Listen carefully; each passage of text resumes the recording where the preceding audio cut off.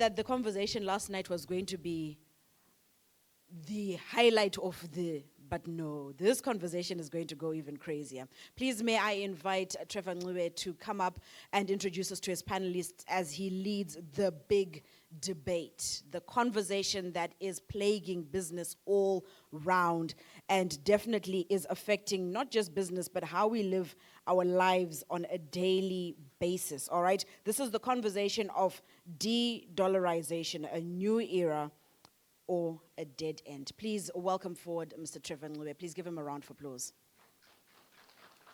Please give him a more enthusiastic round of applause. Thank you. Good morning, everybody. I'm very excited about this debate. The last time I was here for the big debate, Nigel Chanakira nearly went blows for blows with Chris Mtsonga. So I'm hoping that we're going to get something as close as that, because we've got my good brother, the governor is not here, but is being represented by the deputy governor. So please, deputy governor, if you could move up and take the third seat up there.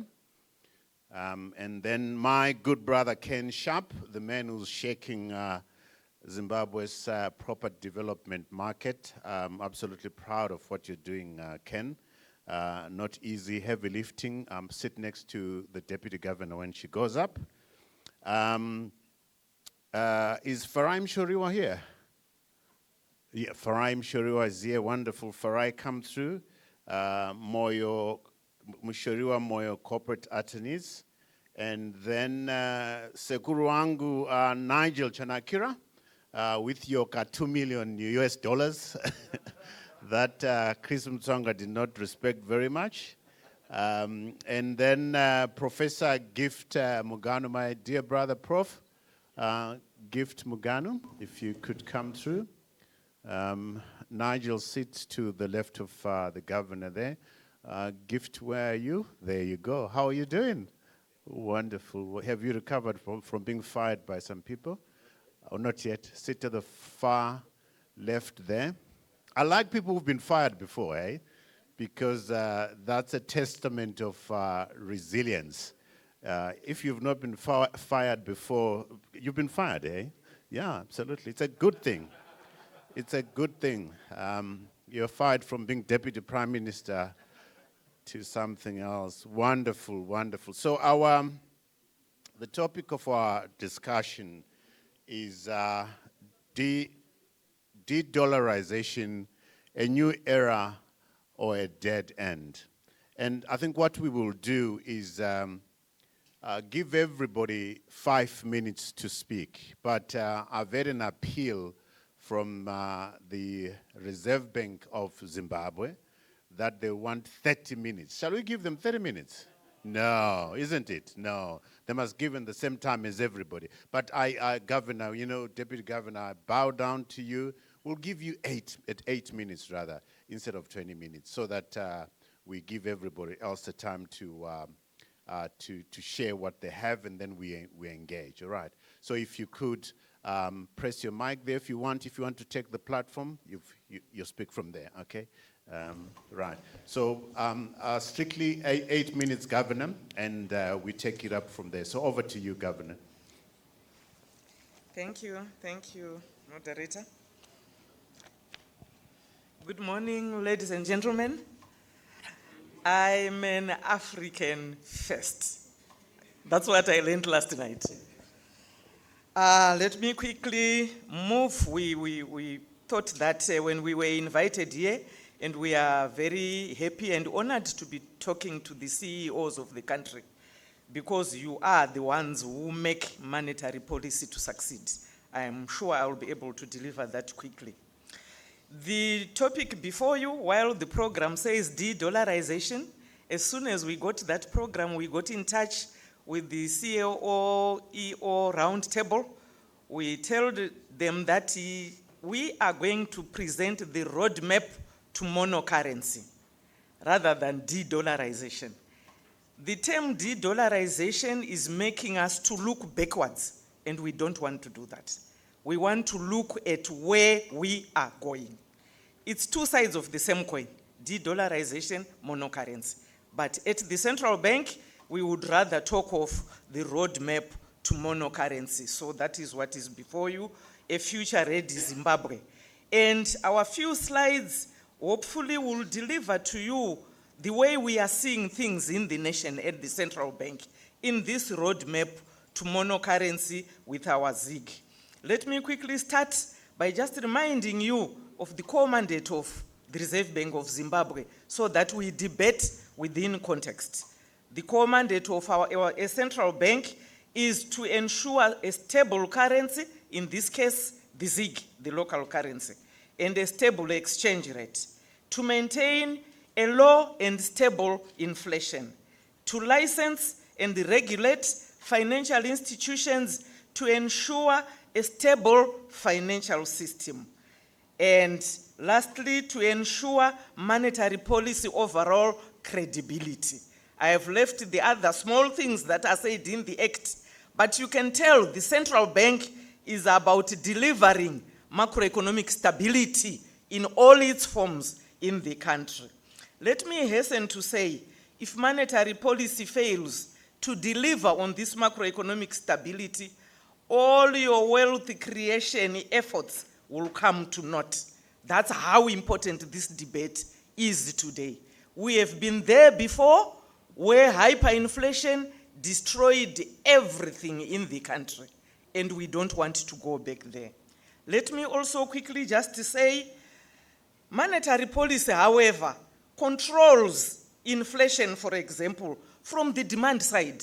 This is why we have a monetary policy committee which keeps on shifting the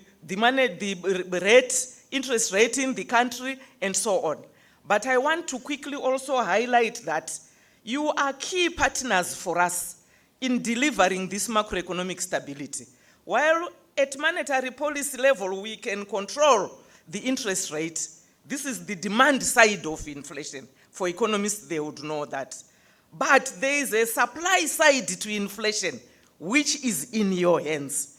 And I hope, please, if you catch this, out of all the debate that we do, we will move forward with sense. What is the supply side saying? It is saying if we have monopolies in the country, they can drive inflation and the central bank can do nothing.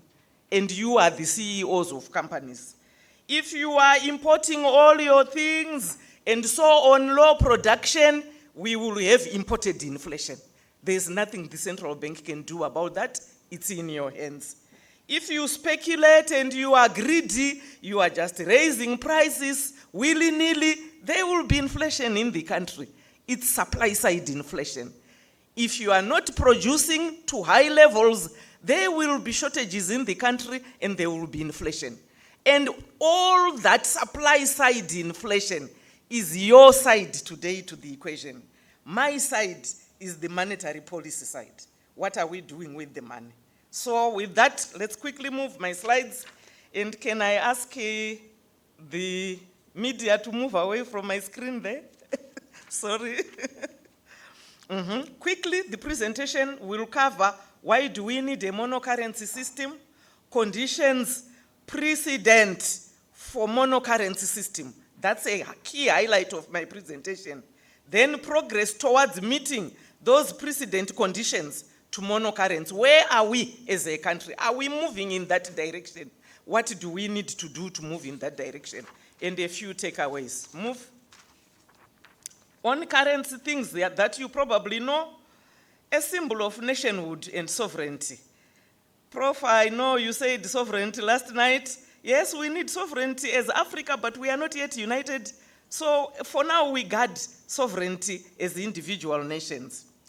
And from an economic point of view, a monocurrency enhances the country's growth potential. We heard a lot about potential throughout. So it allows us autonomous fiscal monetary exchange rate policies so that we are not being determined from other countries whose currencies we will be using. Also, to just note that strong currency like the US dollar, it erodes competitiveness of a country because you will be producing expensively and then we lose all the export markets. We want to move away from that. Let's move. we looked at other countries to just get lessons learned. We are not the first ones to be dollarized and try to de-dollarize or to move to a monocurrency, as we are saying. There are things that have to be met. For example, experiences of countries that have successfully transitioned to monocurrency have revealed the following precedents, because that's what we are going to measure ourselves with: durable macroeconomic stability, adequate foreign currency reserves, stable exchange rate dynamics, banking sector stability, efficient and secure national payment systems, fiscal sustainability, increased use of the local currency. So those are the things we want to check. Where are we as Zimbabwe? Next slide. Move, that one is almost repeating. Move to the next one. Okay. Right, okay, that one. So number one, conditions for precedence. I'm tracking them quickly. Optimal ZIG money supply management. This is on the side of the central bank. This variable is what we control from the central bank. And I'm giving you the graph there of month-on-month growth, and it's showing that we highlighted that monthly growth in the ZIG component of money supply has been stabilized. From peak levels of over 100% growth before the introduction of the ZIG to now an average of just 2.3 every month, giving us a total per year of probably just 32% annual growth in money. So these days, we are famous at the central bank, or infamous for a tight monetary policy. And we are sticking with it because it is delivering on the stability that we need. Let's move. The next interesting variable when we are moving to monocurrency is, do we have reserves in the country to cover the local currency to whose monocurrency we want to move? If you look at that graph, it is telling us, I have summarized a few highlights there. The green line is our foreign reserve cover that we now have at the central bank. And let's see how it's covering the components of ZIG. We said we have sustained the accumulation of foreign currency reserves since the introduction of the ZIG. And we moved from 276 million in April last year when we introduced the ZIG. Now we are, as at end September, 900 million. And we are actually targeting to hit 1 billion of reserves by the end of the year. And these reserves are 4 times cover to our ZIG reserve money, which is the blue bars there.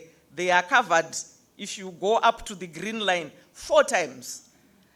And the red lines, the higher lines in the graph, are telling us that we are able to cover, or we cover all the money which we are calling ZIG in the country.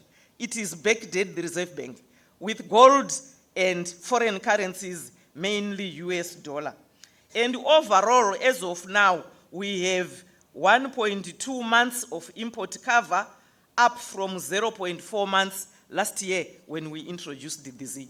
So as a way of moving to monocurrency, the current status is very encouraging. If we continue with it, we will get there. Let's quickly move. Low and stable inflation. The graphs are speaking for themselves. Month-on-month inflation of the ZIG averaging 0.5%. In some months, it's actually 0. And we are looking at the annual inflation, hoping that by the end of the year, we will be at double digit, around 20%. We enter 2026, we should be single digit. And the SADC annual inflation is 7% for macroeconomic convergence in the region. Let's move. The other variable I flagged for monocurrency context, stable exchange rate with declining parallel market premiums. And that's exactly what that graph is showing. Our ZIG exchange rate to the US dollar has been around 26.66, and you can see the stability. The parallel market also, which is really the totally free market, has been stabilized because of the stability in the country, and there are no more excessive speculation or premiums from the parallel market. So we are doing well. Let's move. Increase the foreign currency and efficient exchange markets. Foreign currency, yes, we are giving you the graph there, and it is showing us that we are already at 10.35 billion from the first 8 months of the year. It will be higher by the end of the year, way better than our performance last year.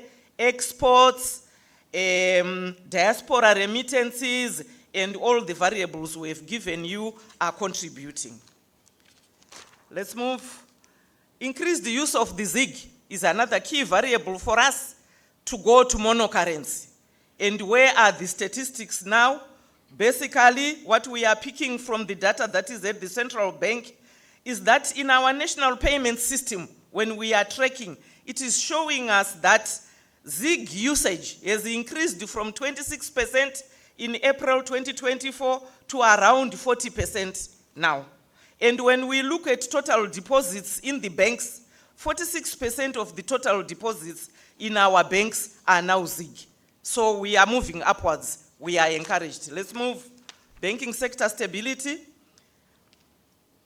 With the quick variables we look at, financial sector stability is being assisted by the macroeconomic stability we are experiencing. Our assessment on all the variables in the banking sector are that the sector is safe, sound, and adequately capitalized. We have low levels of non-performing loans, which is good, 2.9% compared to the international benchmark of 5%.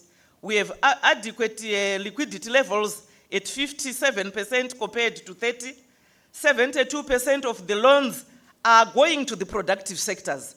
And I want to say thank you to our bankers here, the CEOs of banks. You are moving money into the right direction. Let's keep it up. Increase the financial inclusion. We are not leaving anyone behind. Financial inclusion is now at 84%. And we introduced the collateral registry to allow marginalized groups and all economic agents to use movable collateral to secure loans in the financial institutions. My last slide, takeaways. What are we saying? The transition to a monocurrency, as far as we are at the central bank, will be gradual and market-led. We don't want a monocurrency regime which is legislated. We have been there before and it didn't work. So let's allow this gradual transition, and all the indicators seem to be moving in the right direction. I thank you. Wow, that was good. That was good. You did 13 minutes, Doctor. Not bad. You before I move to somebody else, you say foreign currency cover is 4 times ZiG. But my question is, how indicative and important is that statistic? Because my question is, should you not be measuring your foreign currency cover over the import demand? And my sense right now is that import demand is distorted. Does the Reserve Bank have the numbers, what could be the exact numbers of import demand? And if it does, what's your cover of the nation's import demand? Is that a question that you can handle right now, or you want to reflect on it? Okay, please handle it, Doctor. Thank you. So the point is, 4 months cover of what ZiG is, but that's an environment that's an environment that you are managing. What about cover over monthly import demands? Okay. Over to you. Okay. Import cover, as I said, normally economies that are already on monocurrency, it is recommended that they must keep an import cover of 3 to 6 months of import cover, right? When you are 100% monocurrency. In Zimbabwe, let's take into account, I think what confuses most people is that, yes, we are saying we have significant foreign currency, covering 1.2 months of import cover. We want to go to 6 months or 3 to 6 months by 2030, if we are at monocurrency by then. But now, we are still saying we are doing well. Why? Because we are in a multi-currency regime. The statistics are showing us that the imports of the country, 95% of them are coming from the foreign currency, which is in the companies, because of the use of both the dollar and the local currency. Okay. So the ZIG is just catering for now for just 5%, and we have enough foreign currency to cover that ZIG. That's what we are saying. Okay. Thank you. The last question before I move on. Nigel, you're going to be the next one, and then Ken Sharpe. The last question, looking at, I don't know any country that has been able to de-dollarize. Israel is usually the example that is given, but it doesn't fit into where we are as a nation. One thing that you don't highlight there is the confidence factor, the confidence deficit, the trust that sits with the public when they look at what you're doing. Remember, when you're talking this morning, we're listening to you, and we are measuring you, each one of us, and saying, can we trust this doctor in terms of what she's saying? Does it reflect what I'm experiencing on a day-to-day basis? What's your own personal 360-degree assessment of how we rank you as far as confidence is concerned? Do you get a sense we trust you? Please trust me. But anyway, you are very right, MC. The confidence factor, but Please call me Trevor. Call me Trevor. Trevor, that's okay. My name, yeah? The confidence factor, remember, it's a legacy issue. And we are aware that we have to clean those legacy issues. But confidence in a central bank or in the monetary system, it's end. It's not legislated. Right. So we have to journey. That's why we are saying it's a journey. Right. We have to journey to earn the confidence of the nation. And how do we journey? How do you judge us? Stability, macroeconomic stability, low inflation, and so on are the key indicators for us to earn back that trust. And I think we are on the road to that. Thank you. Wonderful. Thank you. Nigel Sekuru, do you trust Dr. Chipika?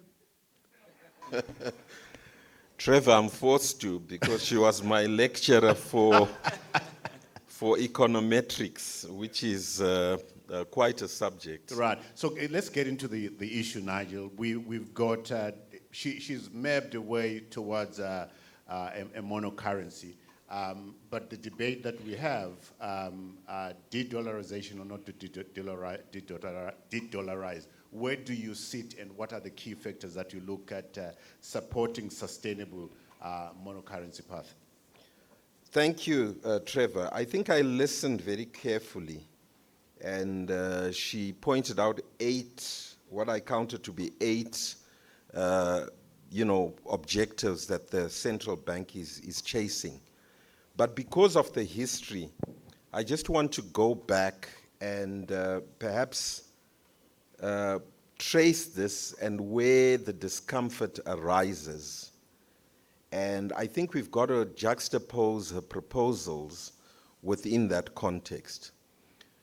In my opinion, Zim's fiscal and monetary policy always dances led by the politics.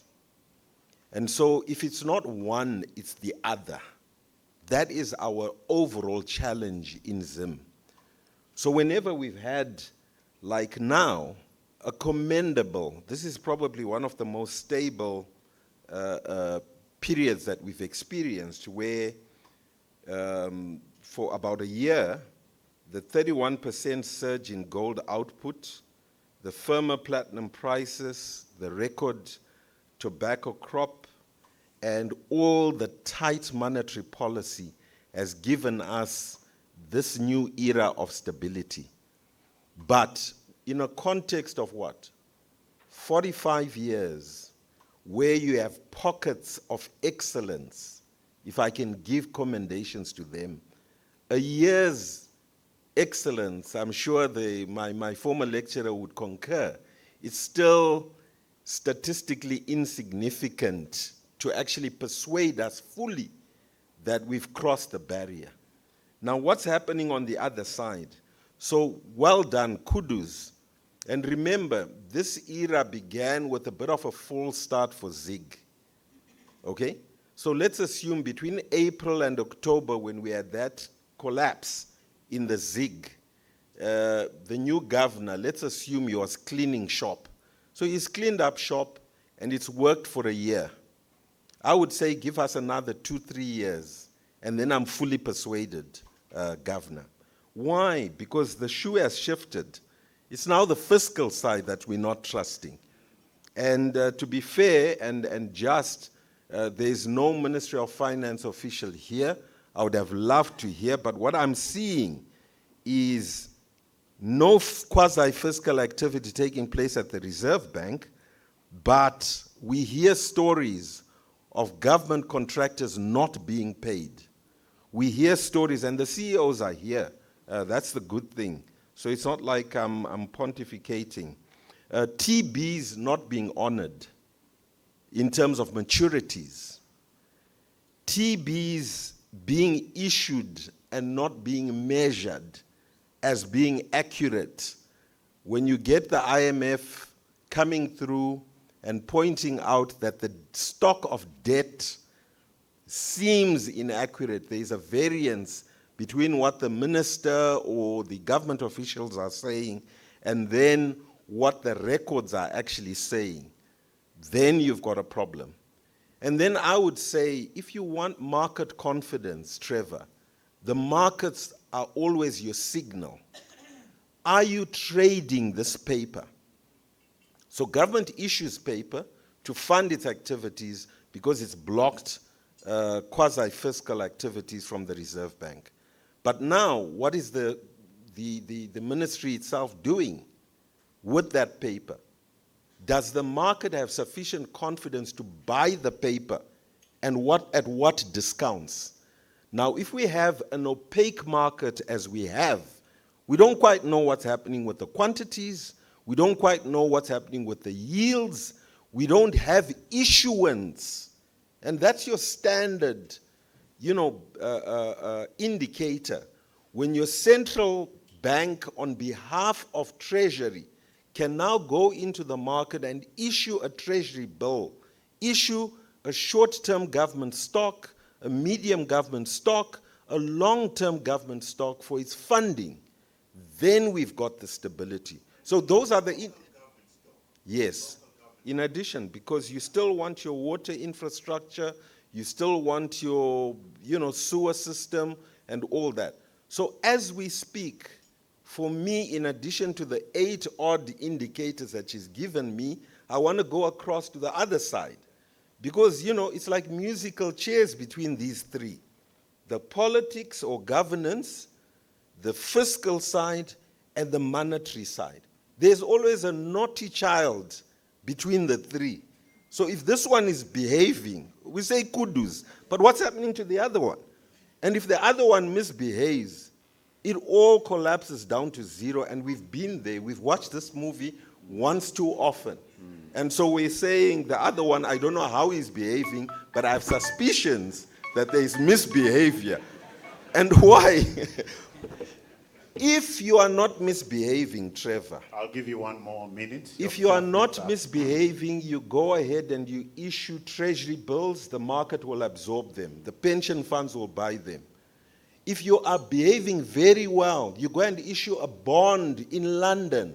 Guess what? If the Zambians are doing that, and they can issue a bond and it can be subscribed for, then you are behaving. That's what actually brings confidence in a fiscal and monetary and governance system that stabilizes financial markets and allows us as the private sector to be able to raise money anywhere. After all, we're one of the few countries that uses the US dollar, an internationally acceptable currency. Right now, our Victoria Falls Stock Exchange should be pumping. Why? Because there's no currency risk. When we ask ourselves why we're not raising equity, why we're not raising debt, when we need infrastructure expenditure to the order of $40 billion, we have questions. And it is because... Your currency, Nigel, is backed by gold, and gold price has just gone up. What a privilege. I mean, we should be shining. Right now, the focus, in closing, the focus should be to decouple us from sanctions. allow us to have a free play for our financial capital markets. I thank you. To summarize you, and this is my reading and you can't deny it, you've just said it's the politics, stupid. We'll leave it there. I was more diplomatic than that, Trevor. Thank you. Ken, I know your passion for the property market. You sent stuff to me for bed night reading last time. I really loved it. And I think if a lot of people have access to that, if you could share, that would be fantastic. I want you to be really razor focused on what a currency, a stable currency, monocurrency, US dollar currency would do to the property market, to rebuilding the mortgage sector, as it were. Some of us bought, I bought my first property using a mortgage facility. I bought my second property by a mortgage facility. A lot of young people here don't know what a mortgage facility looks like, which is sad.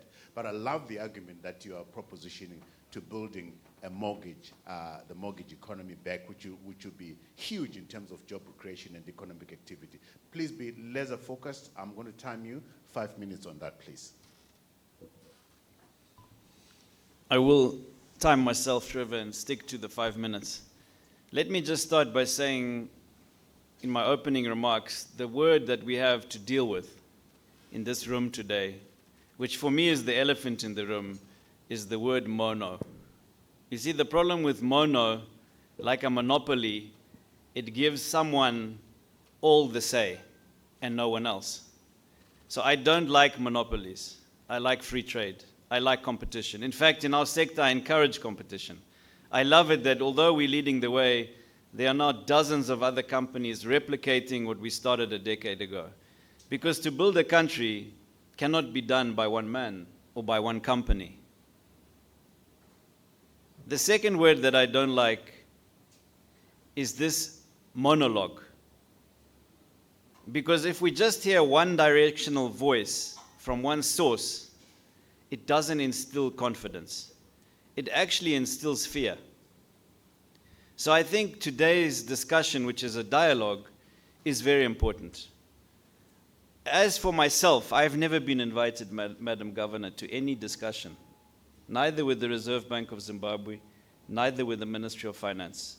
And I've asked for that audience, not for myself to come personally, but for our industry, the real estate sector, to be represented.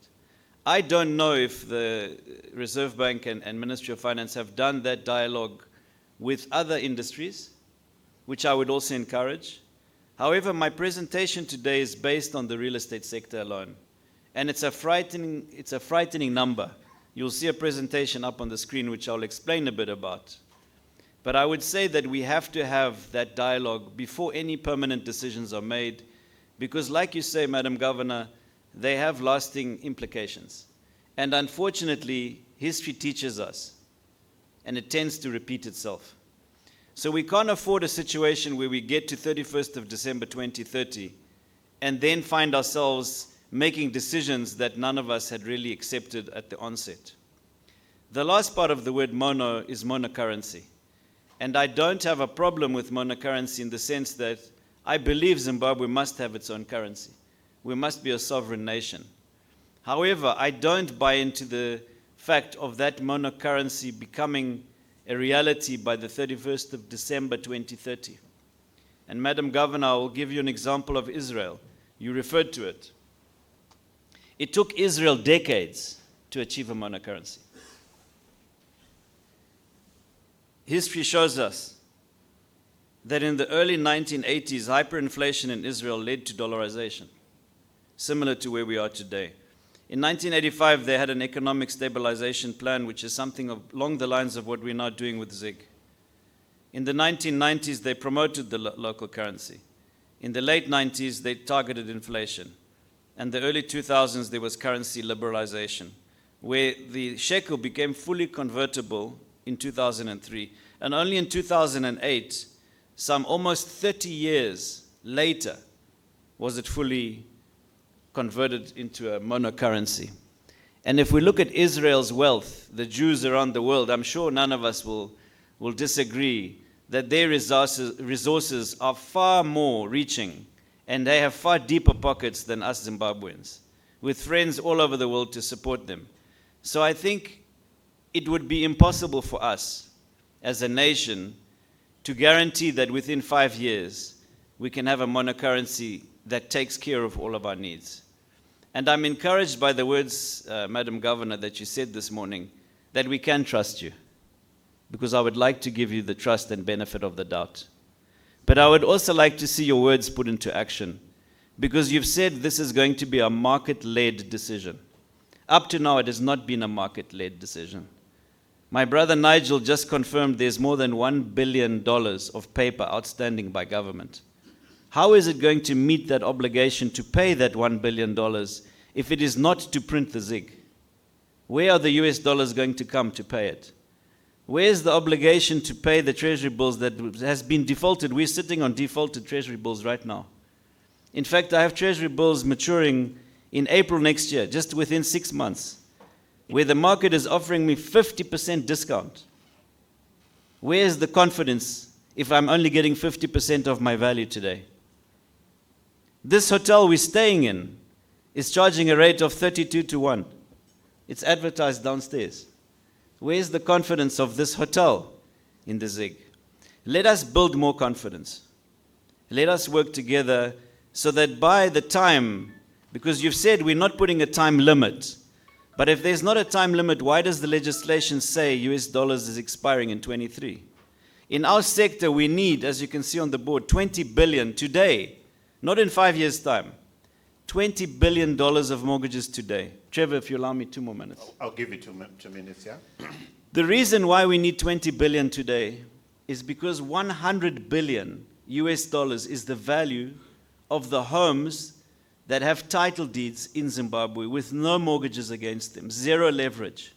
So if we just take a low risk view of 20% leverage, loan to value, 20% is almost nothing, and inject 20 billion US dollars today into the economy, we know that for every dollar injected of mortgages, we create $3 of economic activity.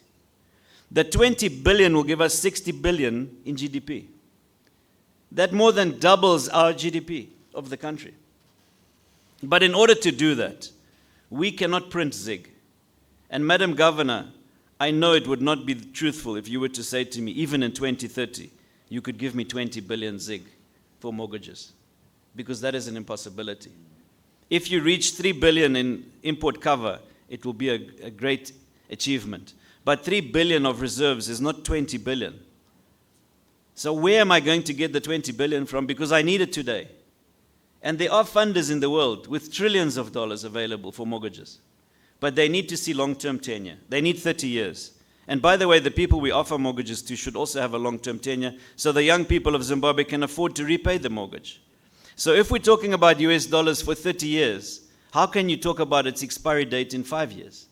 There's something not right. Lastly, my message is the trio. I believe in threes. God is 3 in 1. I have 3 of my beautiful ladies today with me. My mother, who represents the past, and definitely we need to respect and honor the past. My wife, who represents the current. And definitely the current speaks to us every day. We have to listen. But more importantly, I have my daughter, the future. And just like that, if we reflect on the past, the current, and the future, where are you going as a Reserve Bank? Where are we going as the Ministry of Finance into the future? Because our future is predicted to 2050 at Westprop with 1 billion bricks. But we know without mortgages, it is very difficult for us to get there. Ken. I rest my case. Thank you. Doctor, if that didn't touch your heart as a mother, and then as a governor of the Reserve Bank, then something is wrong. And if you leave here and get onto the plane and do nothing about his appeal, can we sit down and talk about this thing? Everybody's sitting here on a property that's not mortgaged. Governor, his request is, can we unlock that value? Can we unlock that asset? What stops that? You are not on trial, Madam Governor. It's a conversation that we are having. There's a thing that I hear from what Nigel has said and what you said, which is transparency. You know, when I was a young journalist at the Financial Gazette, Nigel was my source. He never leaked anything. And one thing that I got excited about was reporting on the government going on and issuing treasury bills. 30-day treasury bills. We knew when it would mature, when it was oversubscribed and so forth. The market knew what was happening. We knew the interest rates in the beginning of the day and at the end of the day. Why can't we get to that? Because it's a vital ingredient of building trust. The more information you communicate and is credible, and it can be checked on what you said yesterday and what's happened today, the more these people are going to trust you. The more they're going to remove those US dollars under their beds, in the gardens, dug somewhere else, and put them in the market. But for me, that was a very impassioned human connection that came through there. And guess what? We're building this nation so that that humanity of us flourishes as much as possible. Sorry, I can talk the whole day. Did that make sense to you? Did it appeal to you? Wonderful. Do you want to respond to anything that is said, Doctor? Not now. Okay. My good doctor friend who's been fired before, before you give us your 5 minutes, just reflections on what the governor has just said here, and then you can fire on your 5 minutes. I hold you honest with the time, eh? Thank you very much, Comrade Trevor. Let me appreciate you all for coming here. I don't take it lightly. So it's an honor to be here. I had a meeting with the governor, Central Bank, and his team, and I made it very clear that I was impressed with the work they are doing, and indeed I'm still impressed with the work which you are doing. I'm difficult to please Madam Governor because we are academics, and our job is to break down the pieces into various pieces, and once we say we are happy, you would have done your work.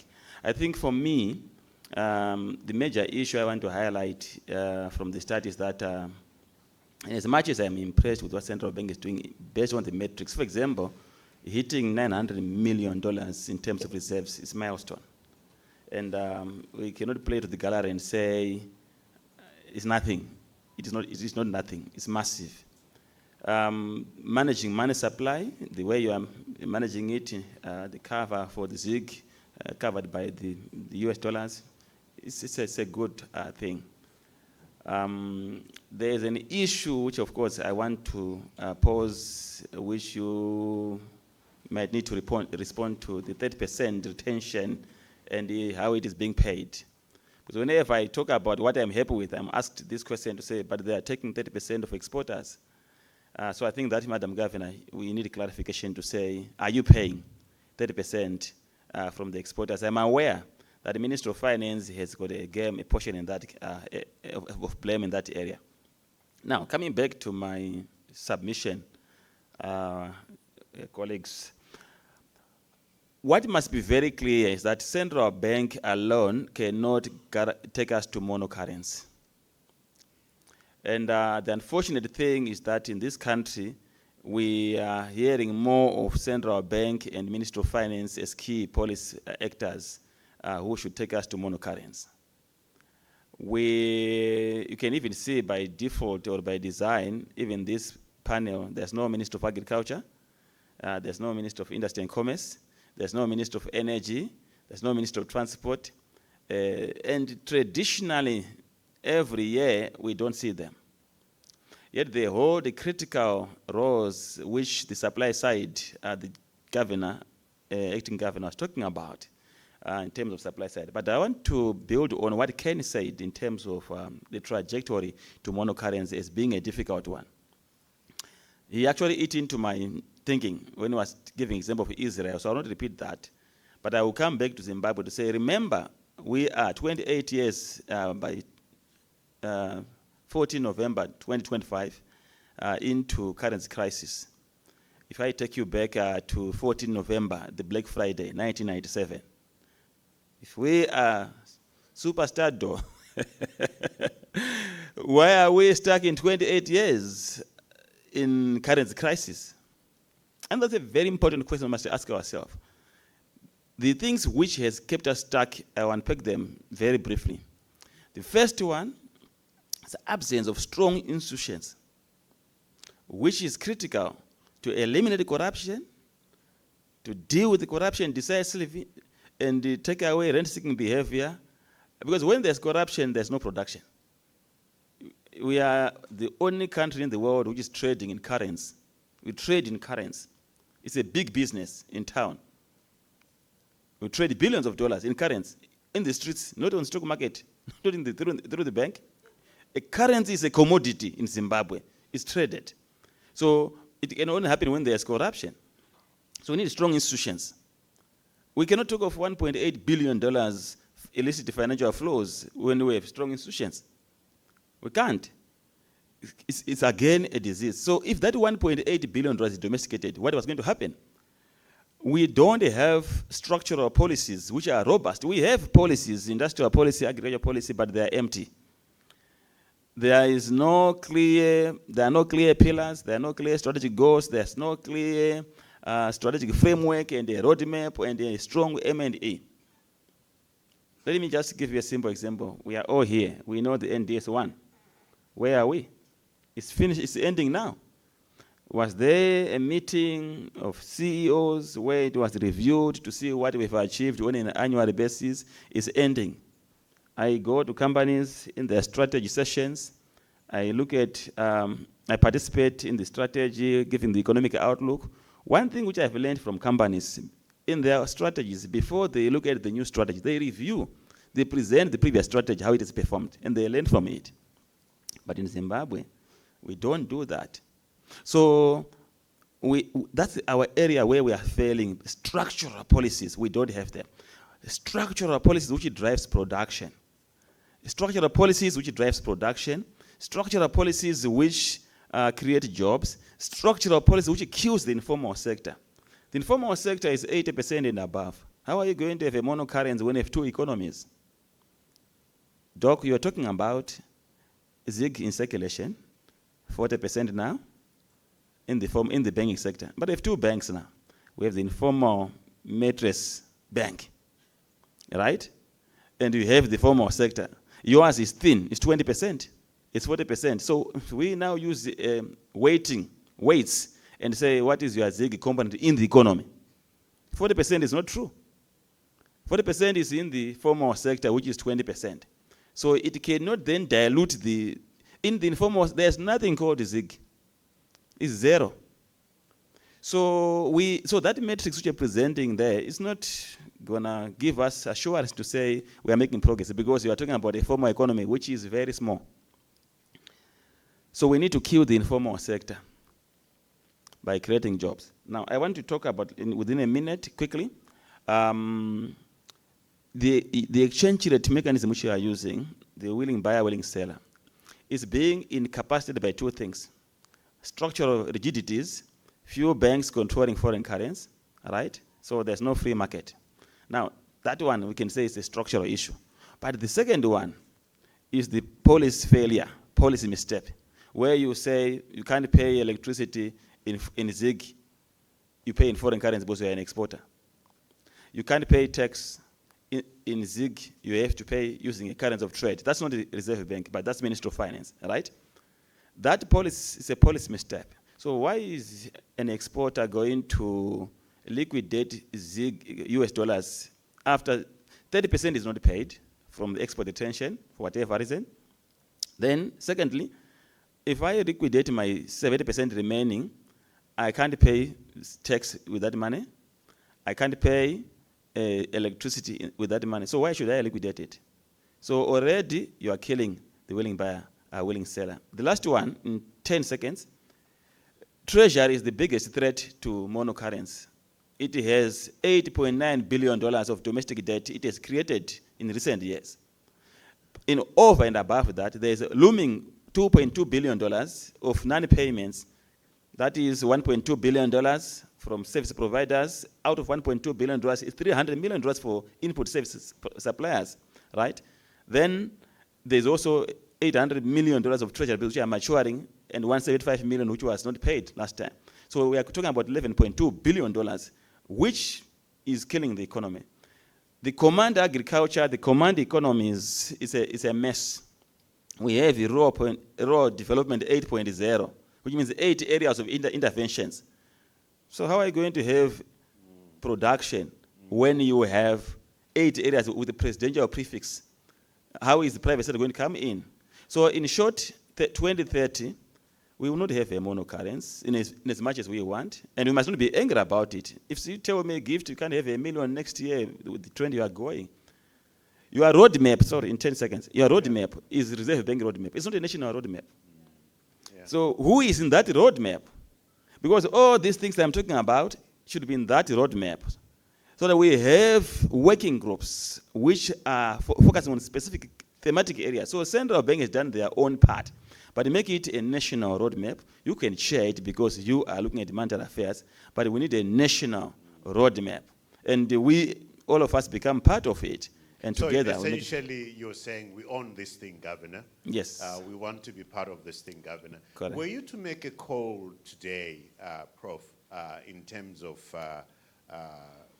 US dollar or ZIG, long term, what call would you make? long-term plan to say, when is it going to be? Yeah. I think for me, Zimbabwe can't be compared with other countries if we kill corruption. Okay. We can have ZIG, and we can have US dollar in 2030 if we kill corruption today. You know how much foreign currency we are making every day, every year? Yeah. Double digit, billions. This year we will be hitting $14 billion. So one of your biggest concerns is It's corruption. corruption. And the Kill corruption, Yeah. we can quickly build those reserves. But the way I'm sequencing my presentation is because of the status quo, which have not changed. Yeah. That's why I've started, we need strong institutions and Sure. political will to stop corruption. And policies. 2030, we can have US dollar gone Yeah. outrightly if we kill corruption. Thank you very much for that. Let's go to Attorney Mushoriwa. You are a lawyer. I'm sure you see a lot of corruption. Maybe you look the other side when you see some corruption. This is the sad thing about our country, good people, and we all need to own up to that. And this is the truth about it: is we have corrupt lawyers, we have corrupt accountants. We have corrupt CEOs, and some of them might be right in this room. We must own to that. And one of the smallest bits of corruption that I see every day, for me it's corruption, is when you guys who drive these big cars that have Bluetooth enabled throw out Coca-Cola bottles out of the window. You guys sitting in here with those big cars. That's where it starts. That's where it starts. How much nonsense do you participate in? How much nonsense do you stand? That's where it starts. If you're comfortable with chucking out a bottle out of your car as you're driving, whilst you're talking on your cell phone, which is illegal, you are equally guilty of corruption. So how much corruption have you seen? Shall we start there? What's your assessment of corruption? Because that man has put it on the table. It's a big thing. We're not going to get this monocurrency that we want for as long as corruption is there. Does it worry you? Where do you see it? You're a lawyer. Talk to us about that. Yes, thank you so much, Do you want Trevor. to get closer to the mic so that we Yeah, hear you? sure. Thank you, Trevor, with the most difficult question of the day, but it does have an easy answer. The levels of corruption that we have in the country are not just alarming, they're debilitating. But what we have as a situation at the moment is that the system, the entire system itself, does not support honest business. So every person that has tried to do business in a structured and honest way, pay his taxes, is going to go broke. Because there's the next person somewhere that is able to do what you do. That's depressing, isn't it? Certainly. The entire system is rigged against anybody wanting to do business in an honest manner, Certainly, isn't it? yeah. That's depressing, isn't it? Yeah, certainly. Anyway, I'm going to give you 5 minutes. You've depressed us enough. We'll start, I'm starting the clock now. Your presentation, 5 minutes, sir. Yes, and I would like to thank the panelists that have spoken before me. The advantage of speaking last is that you are able to say they've said everything that I wanted to say, and as a lot of our judges will just say, I agree, I agree, I agree. But I would like to bring some perspectives to this. I'll just start off with the conversation I had in an elevator in 2009 with a man that worked for a pension company. And we were just talking about life in general, and he says, you young guys must be having it good. We had just gotten into the dollar era. And I said, no, but you guys have worked for the last 40 years odd, so you must be pretty rich by now. And he says, I'll tell you a story. You and I are exactly the same. I just started working this year like you because I've lost my pensions, I've lost my savings. So the difference between me and you is I still have kids going to university. You have no children.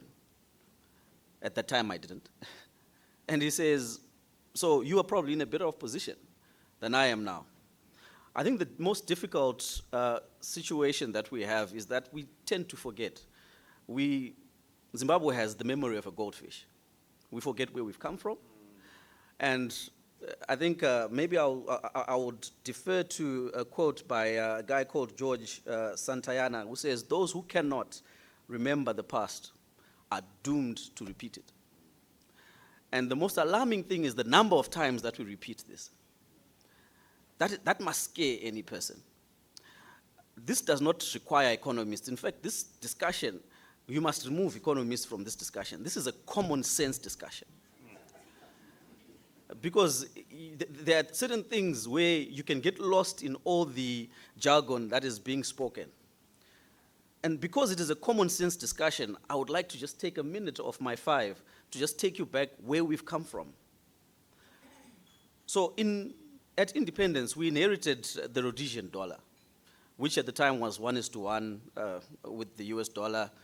And over the years, it's devalued, and by the time we got to 2006, we started doing all sorts of redenominations. 2006, 2008, 2009. These are all major currency events. You had money in your pocket, and a bunch of zeros were taken away. One thing that is common is that every time you have a currency event, somebody loses value. So right now, anyone that is hearing the debate of road to moral currency is wondering, where is the shoe going to fit this time? Am I going to lose or am I going to gain? But what I can assure you is somebody is going to lose.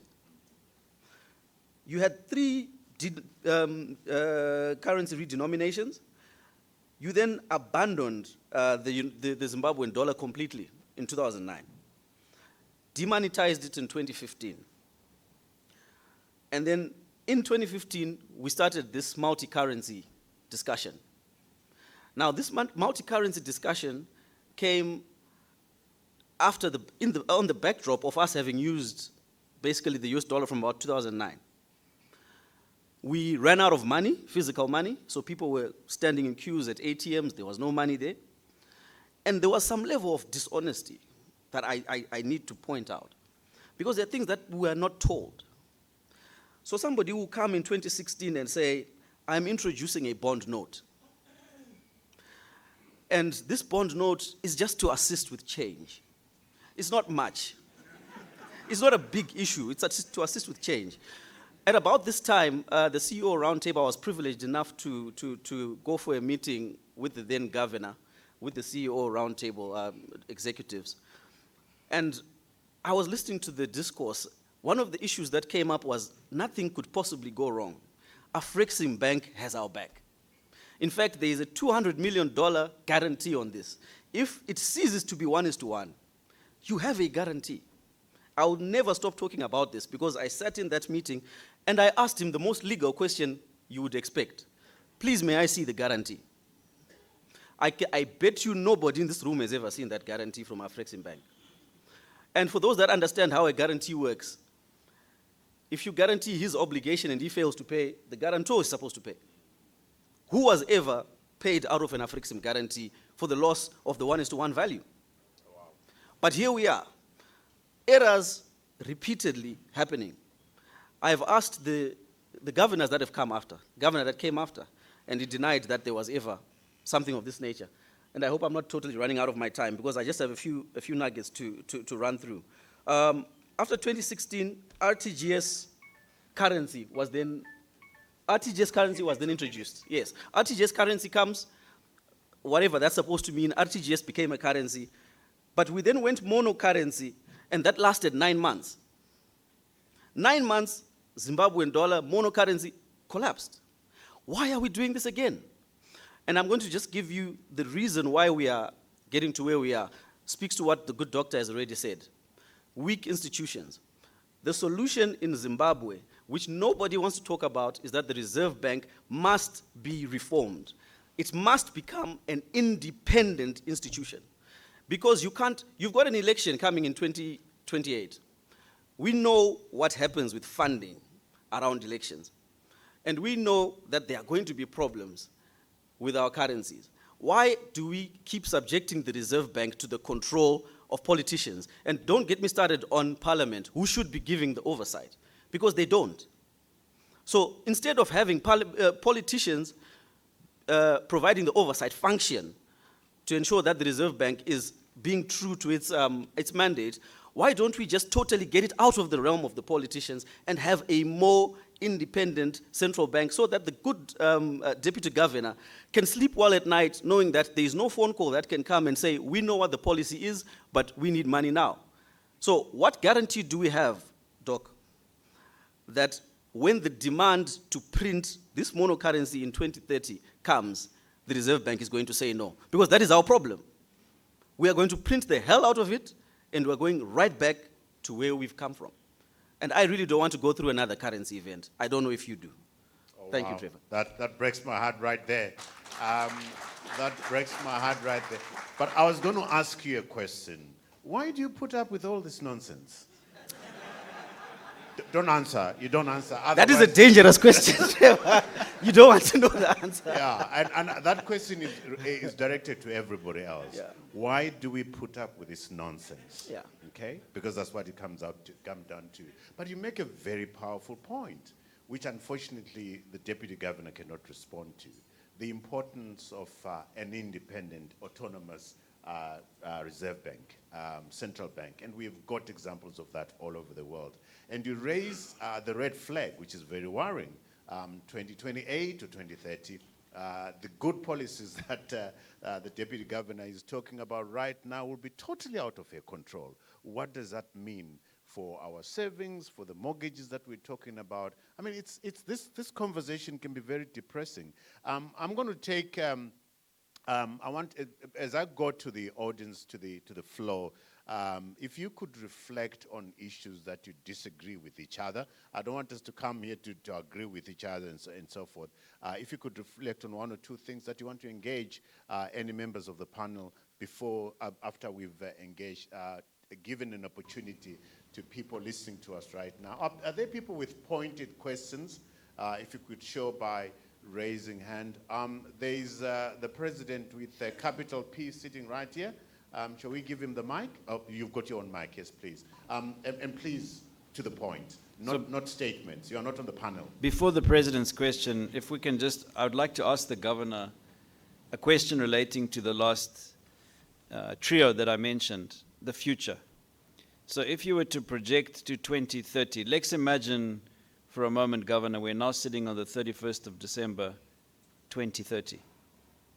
Hopefully we'll be celebrating New Year's, but most of us will be fearful of the next day. Because are we saying the ZiG is replacing all other currencies on the 1st of January 2026? And if it is, why? Please reflect on that, Governor. I will overrule him because I'm the boss here. Just click your thing there. President with the capital P, please a pointed question, please. Thanks. Trevor, the pointed question without a preamble will not make sense.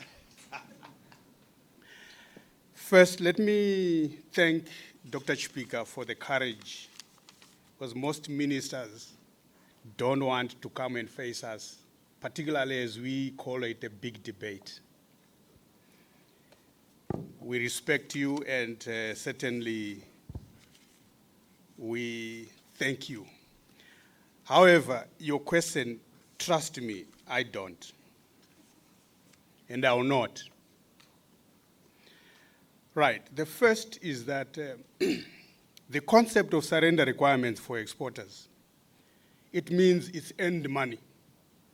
Somebody has sold, they've been paid, and government goes for my receipts. They just sit on my 30%. Is it tax? Is it a loan? What is it? Are you expropriating my account? Because if you take my 30% surrender and you can't pay the equivalence, it's part of my business model. I need to be managing my cash flows. What is it? And to thresholds, everybody here will be surprised with. You're exposed in excess of 3 billion zig to the exporters. Hope something has happened in the last 4 or 5 weeks. What is that arrangement? And government must come out clear. Is it with Reserve Bank or it's in the Consolidated Revenue Fund? I think, Governor, you need to be honest with us there, because export performance is going to start going down. The second one, Governor, blended inflation. I heard that concept recently here in Zim in the last 6 months. I maybe say something about that. But Governor, why are we not buying fuel in ZIG if all indicators are as flowery as you indicate? Why are we not buying fuel? Because and government must be honest. That's why I said I don't trust you. Where do you think all these entities, individuals, are accessing the US dollar? If I cannot go to my bank, on my ZIG balance, dilute my ZIG to get the US dollar to buy fuel, you can't. If any of my colleagues can confirm, can we do that? So where is that money coming from? Is it strategic silence? And you're going to pounce on us at some convenient place somehow in the future? You have made your point, President. I still have another one. Okay, right. We know that this economy is now 70% informalized. Governor, does it mean that formal policy is regulating 30% of the economy? We are having free riders in the economy. We are subsidizing that. And lastly, Trevor. Because you are the president, with a small p. Trevor, I want to ask this question to all the panelists. Who is clamoring for de-dollarization? And who has got the interest in de-dollarization? That's a good one. Shall I stop you right there and ask, who's clamoring for de-dollarization? Are you? Let's just take a quick thing. Are you? I'm not, but I'm mindful of the fact that it would make sense to have a local currency. I would want the pride and also that the Reserve Bank has the full suite of tools to be able to regulate the economy. Made your point. Makes sense. Are you clamoring for de-dollarization? I'm looking for $20 billion US. Okay. Not ZIG. Okay, you've answered it. Nigel, are you clamoring for de-dollarization? Trevor, I want to bring in another dimension, which unfortunately, because of our traumas as Zimbabweans, we then believe that the greenback is actually the answer to God's problems or to all the problems that we have here. Unfortunately, it isn't. The sad news, as you and I know, when we brought Robert Kiyosaki to this country a month ago, is that the US dollar itself is ill-fated. The printing of the US dollar mirrors what has happened in Zimbabwe. Unfortunately, it's internationally accepted, and therefore people think it's okay. But people must give attention to what's happening with the central banks and the Eastern economies and the European economies before all reserves were actually held in US dollars. Wow, that's a Now, powerful point, Nigel. so now, they are moving away. They're going into gold, they're going into rare minerals, they're going into other things. Bitcoin. Yes, because they don't trust the US dollar. And that's a conversation we need to have. Absolutely. Wow. So I'm not all, yeah. you know, I'm not all in for a US dollar. I'm all in for multi-currency and commendations again. These are some of the good things that the central bank does, which unfortunately are thrown away with the bathwater. Because when you then go for gold, you go for other minerals, you're actually better off than the US dollar. The US dollar, get this book, is ill-fated within itself. So give us another, mark my words, another maybe 5, 10, 20 years at the most, we'll be talking a different story. Absolutely. I rest my case. I think, wow, that's a powerful point right there, because if you see what the US administration is doing to the autonomy of the Federal Reserve, that says quite a lot, and you already are seeing a lot of people that are on the board dancing around to please the president. And the president and his family has made $2 billion from their cryptocurrencies. Fascinating stuff. Are you clamoring for de-dollarization?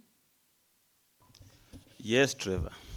All right. 100%. All right. As an economist, you do agree with me that US dollar is a hard currency. We can't export. We can't be competitive. Our GDP will shrink with the US dollar. We need to do serious internal devaluation. That is cutting costs. We will have difficulties, of course, in growing our economy. I frequent South Africa. South Africans, they like their currency. Even myself, when I was issuing invoice to my clients, I will issue it in rand. What we need, Governor, is a working currency. When I'm driving my car, it doesn't run fast because I put fuel in ZiG or in US dollar.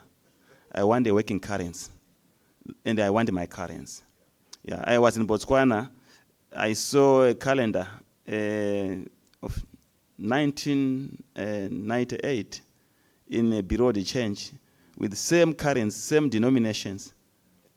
So we need our currency. There's no question about that. But while at least I'm still here. Yeah. Yeah. So sometimes we are misquoted as economists to say, we say it's not going to work as if we don't like it. We want our currency. This issue the president was raising about the export retention is a non-issue in a working economy in the region, for example, in South Africa, in Botswana. When the money comes through as foreign currency, it's changed into rand. No one complains because there's a single exchange rate.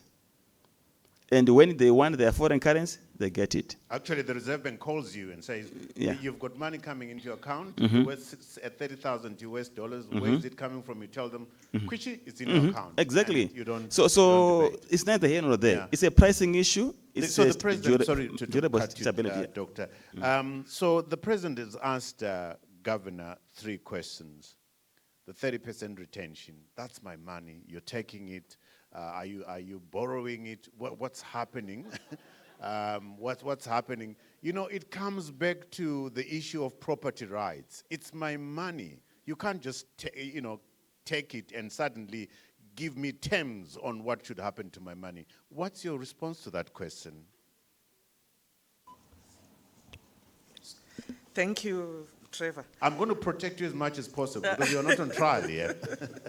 Okay, I'm just answering that one for now. Yeah. Okay, the 30% surrender, maybe the easiest way of answering it is to say what Professor Mugano said. In a normal economy where there is already functioning monocurrency, what do exporters do? They are exporting things from our ground or what they have manufactured or whatever. When the money comes back, you gave the South Africa example, it doesn't go into as foreign currency to stay with the exporter. It is actually changed into rands or whatever the local currency of that country. But it is because if the markets are working there, this exporter has got that comfort, because when they then need to import something in their business, they know they can just take the rands, go and get the US dollar from the bank and change to US dollar in the bank and do their imports. And what I'm saying is, we are not yet there. That's the ideal way we want to go to. So in the meantime, Zimbabwe, where are we? We are not in that ideal. We are in a multi-currency regime.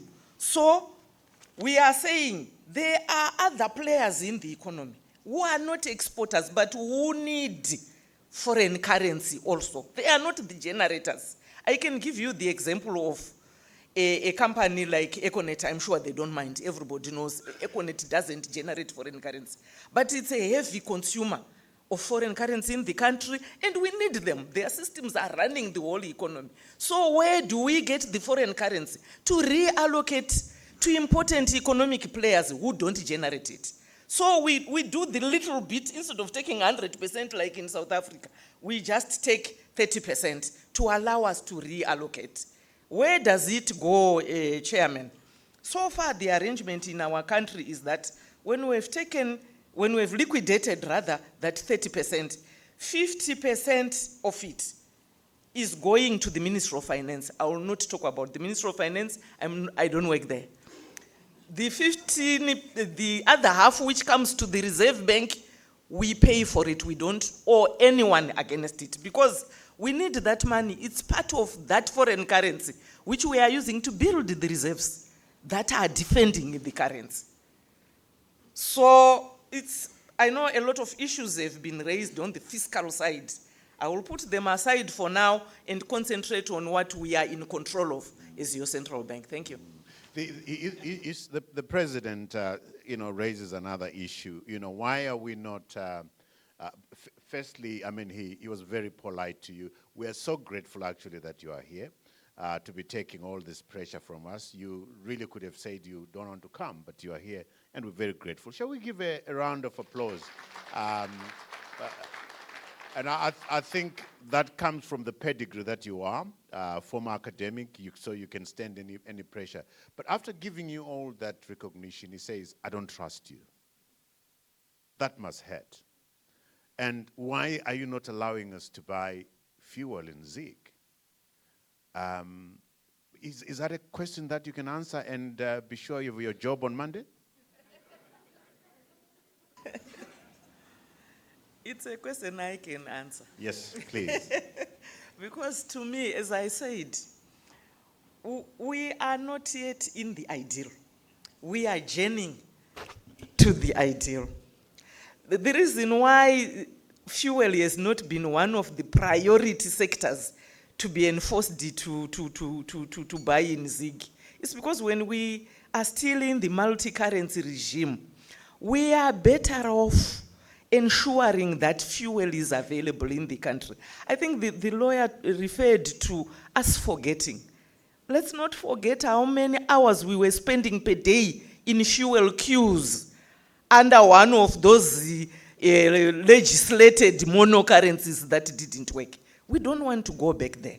So we are saying fuel is so critical in running the economy. All your companies, everything is fuel. Let's for now make sure it's stable, it's there in the country. The economy is growing, and we want to thank everyone's efforts for that, but we will come as we journey towards 2030, or 2030 to me is just a date. Let's say as we journey towards monocurrency, we will get to a stage where it will be safe to release the fuel sector to be in Zig. Thank you. The other thing that I'm getting quite strongly here, Governor, which I really wish the Governor himself was here, is that why don't we talk to each other like we all have a stake in this thing? None of us is much more important than others, which is why when your team came to me and said, you're asking for, I said, no, I'm in charge right now, Governor.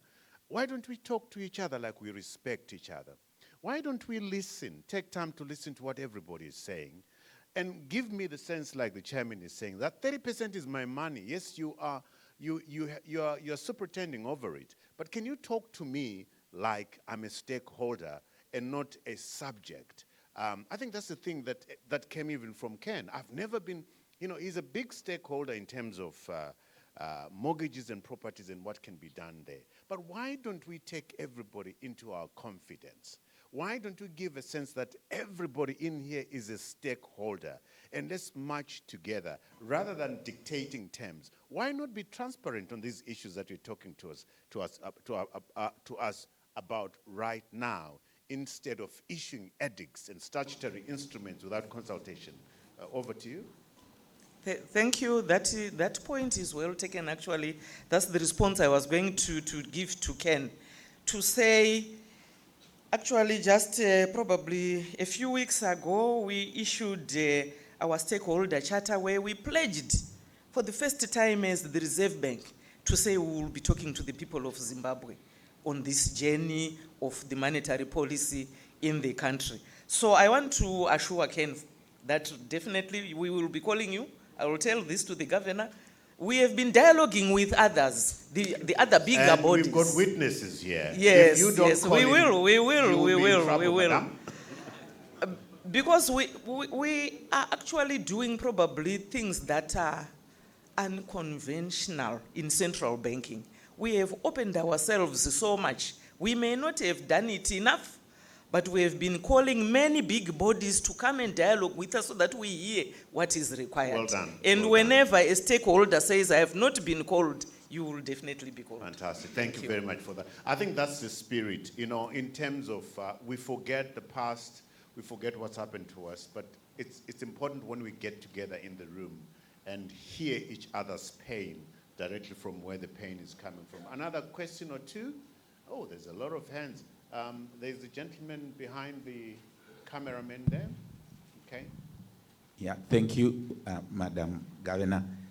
I'm sure mine could be specific so that it doesn't fall in the cracks.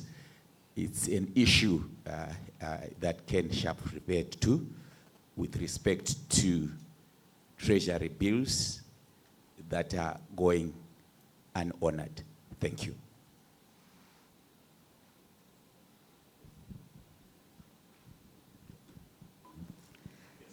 That one is very easy for me. The only thing I can do is to alert Minister of Finance that there were all these complaints around them. But as a central banker, we are not the ones who issue the T-bills. We are banker to government. So Minister of Finance says, we want to raise money, our banker, we are doing this in the market. We cannot say no. As for the honoring, it is not in the central bank, it is actually in the Ministry of Finance. So we'll alert them. I think what fairness, the CEOs are saying. Yeah. Yes. Okay. Thank you very much. Let me get back to the panel list now. As you sit here, I'll start with you, Mushoriwa. As you sit here, listening to what the governor is saying and what's coming from everybody else, where's your headspace? I think the conclusion that I've already come to has not changed. Without adequate reforms, we are just dancing the same tune. Yeah. So we can go straight back into a monocurrency without reforming the central bank and how it functions. We have a problem. One critical issue that I had missed, which I think I need to just indicate, it's legislated that government borrowing cannot go above 20% of the previous year's revenues. For one reason or the other, you cannot find a statistic anywhere as to what levels of government borrowing from the central bank. You will not find it. You will look for it. I looked through, even used AI, you will not find it. They will report to you the ratio of borrowing of debt to GDP. They will not report to you the levels of government borrowing. Maybe the Deputy Governor may be able to give us an indication in terms of the percentages. Are we above or below the 20%? But as long as we cannot report honestly on such statistics, this attempted move to go back to a monocurrency is doomed, because that has always been the failure of our currency. Again, talking to the issues of transparency and building that trust is fundamentally important. Ken, where's your headspace? I'm not satisfied, Trevor. And the reason why is I don't know anyone else in this room when this country that's come forward and said, here's $60 billion available now to grow our economy. I'm talking about something that is of national interest, Professor, because I asked you yesterday the question, how can we all come together around one issue? Our national interest is to unlock capital for ourselves, for our people. Because if we cannot unlock that capital, we will remain poor. I mentioned it yesterday, there's 25 trillion US dollars in the hands of the poor today in the world. That is enough to eradicate poverty from history permanently. But until we understand that to unlock that capital, we are required to have the system and the framework that is stable and consistent. And the only way I can see that happening today, Madam Governor, is by allowing US dollars to continue its tenure indefinitely, or until such time that we have enough confidence and trust in an alternative monetary system. Be it Japanese yen or Chinese yuan or British pounds or euros, I don't know what the future holds. I'm not Nostradamus. But I'm a voice of warning, please let it be remembered, that on the 31st of December, 2030, let us not repeat ourselves in history what we've done so many times before. Thanks, Ken. The Nigel and Dr. Mugano, I've seen elsewhere hints that the IMF would want to put us on a staff program of some sort. Are we there yet? And would that be a good thing if you've picked up this intelligence or this information? Nigel, do you want to respond to that? Yeah, I think clearly being on a staff monitored program does assist. It allows us to be moving towards access to the international capital markets so that we can complement what we don't have, essentially, which is medium to long-term savings. They don't exist. We need those not only for Ken's mortgage market, but we need it for infrastructure finance.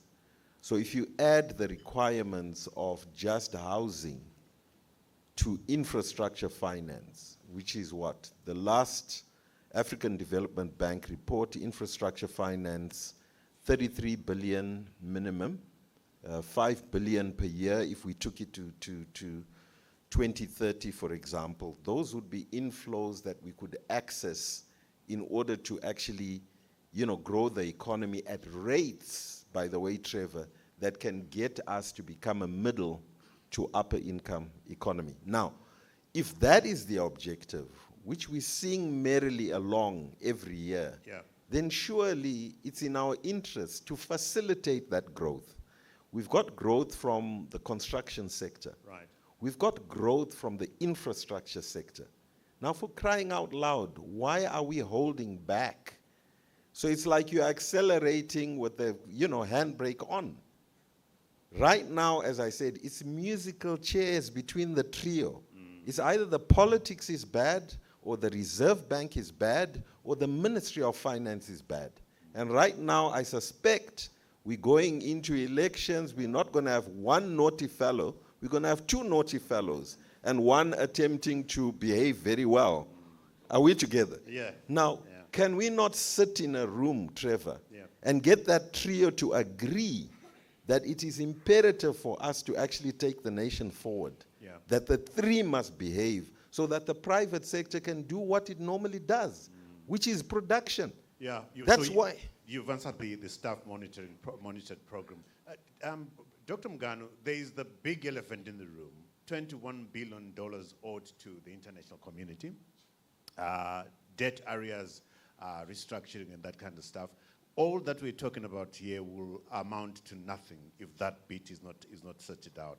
What's your level of satisfaction as to our ability to get to that finish line, have the agreements done, have an arrangement, people taking haircuts and that kind of stuff, and us being able to service our international obligations? Thank you very much, Trevor, for that question. So for me, the easiest way of dealing with our debt is to stop acquiring new debt as a starting point, right? we must stop acquiring new debt. And we lock the current debt, then we begin to have a plan to service it. So if you check new dispensation, the second dispensation, Second Republic, our debt was around 10 billion. In 6 years or so, we are not actually at 21 billion, we are almost $24 billion. If you look at the recent publication by the IMF, the Article 4, a staff monitoring program, that's where they indicated that government is under-reporting debt by $4.5 billion. So you're actually behind, you're above. And so how do you have the ability to service your debt if you are actually accruing more debt and you're hiding it? Yeah, that's number one. Number two, you recall, Trevor. Hiding it, or we don't know how much? No. They're hiding it. Okay, they're hiding. Yeah. Okay. They're hiding. So now, you recall the first meeting of debt resolution by the former, I think it's now former, President of African Development Bank, yeah. He issued a 6-page statement. And the last page of the 6-page statement, I can share it with you. There are 3 conditions for debt resolution. The first condition is a big paragraph. One condition, big paragraph. It talks about free and fair elections. Did we have free and fair elections to 2023? 0. Where is the record, official records from SADC? Our elections were condemned. And that's the Commission of Oath for Zimbabwe in terms of election. Human rights, I'm still on one condition. Yeah. Abuse, how many people are being taken behind, no trial, breaking of constitution, constitutionalism, implementation of Mohlande Commission of Inquiry is one condition I'm talking about.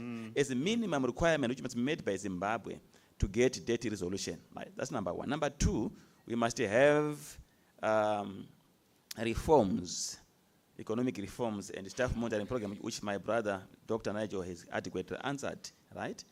To say we must have staff monitoring program, but the reforms, are they coming? No.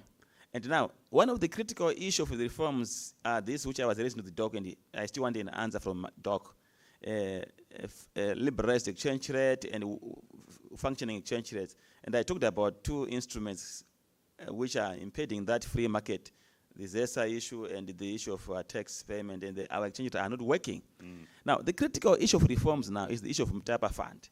Because we are supposed to have reforms of state-owned enterprises. Now we have a Mtapa investment fund with, I think now, I don't know how much, I last counted. Maybe there are now 60 state-owned enterprises in that Mtapa Fund. Now, how are you going to do privatization, joint venture, commercialization of entities which are now under Mtapa Fund and no transparency in procurement, nothing. So that condition again is gone, we can't meet it. The last one, and I like the last one, the way it is cultured or structured. It says, and most critically, comma, hallelujah. Which means that's the most critical one. We must pay the $3.5 billion white farmer compensation deed. So those were the minimum conditions, which were re-emphasized in Samuel Sheikh, if I'm not mistaken, in Egypt by the Americans. So the data is going, but those conditions are there. So as far as I'm concerned, we're not going to have debt resolution up to 2030. And it's an issue which will hit the currents which I was talking about. But Trevor, maybe I can ask the governor one question if you allow me. I will not allow you. Okay. Let's not abuse the governor. We will find time. But I must come to you as the clever man in the government of national unity. You have to own up to. Prof, does anybody care that we owe $24 billion? Does anybody care? Should anybody care in government that we owe $24 billion? And that $24 billion stands in the way of all us enjoying a better life, investment, and so forth. From your experience as a clever man in between those two guys, does anybody care? I think there's a problem. There's no national interest in these guys running this country. There's no national pride. There's no self-respect. Let's go to the old leader, for example. Robert Mugabe was very close to Lee Kuan Yew, very close to Mahathir, very close to those the Chinese leaders who are doing wonders in their own countries. I would suppose that if I was Robert Mugabe or Mnangagwa, I would want to learn from my friends in Singapore, my friends in China, my friends from Malaysia. But we are driven by self-interest, we're driven by power retention. We are not driven by the national interest. We have no self-respect. That's your answer. That's why they're in Mutari and not here.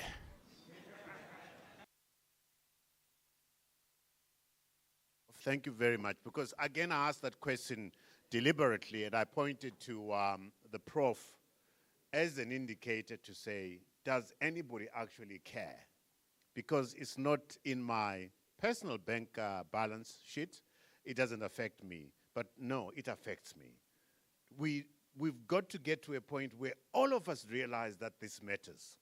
Those in opposition politics, the CEOs and at the CEO Roundtable, these matters matter, and we should be making as much noise as possible about them. I'm going to take 2 questions from the floor. We've had men talking. Shall we have a lady talking if there is? Shall we give an opportunity to a lady who wants to ask? Yeah, there's a question at the end there. Yeah. It's a young man, actually.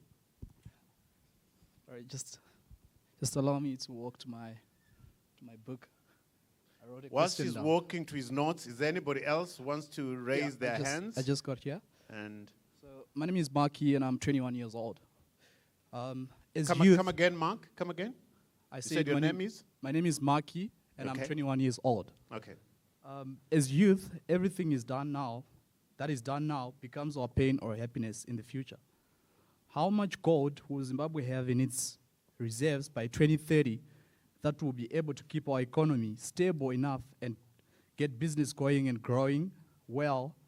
We import more than 60% of daily things, and how are we going to have stable trades within and outside Zimbabwe with a currency that will be hard to put on an international stock?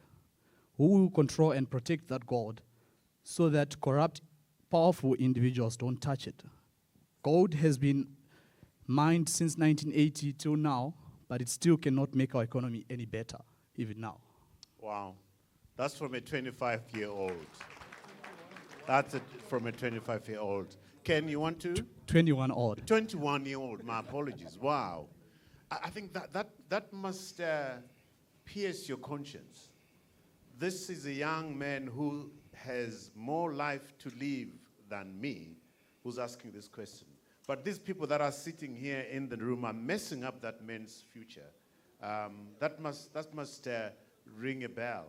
Nigel, you want to respond to that? Yes, let me give you hope, young man. Total gold mined since the beginning of time in the whole wide world is 210,000 tons of gold.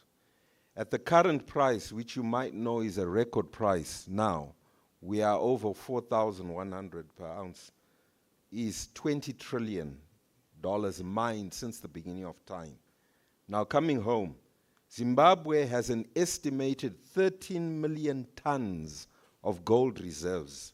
And from 1980, we've only mined about 580 tons. And so there's a lot of gold underground for you, the youth, to go and actually dig up and fix this problem. Thank you. Wow, there it is. There's enough gold. There's enough gold, but there's other things that come into it, isn't it? The 21-year-old might not be given the license to mine, but some 90-year-old might be given the license to mine. Any other questions?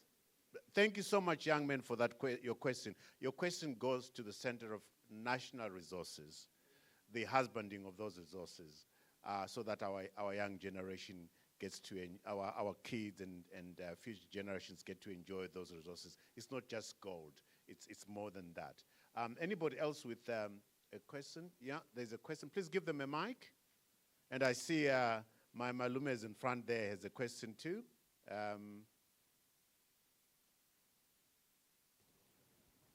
Help him switch on the mic, and I think we've got about 10 minutes to go now. So I think my question is on the national debt.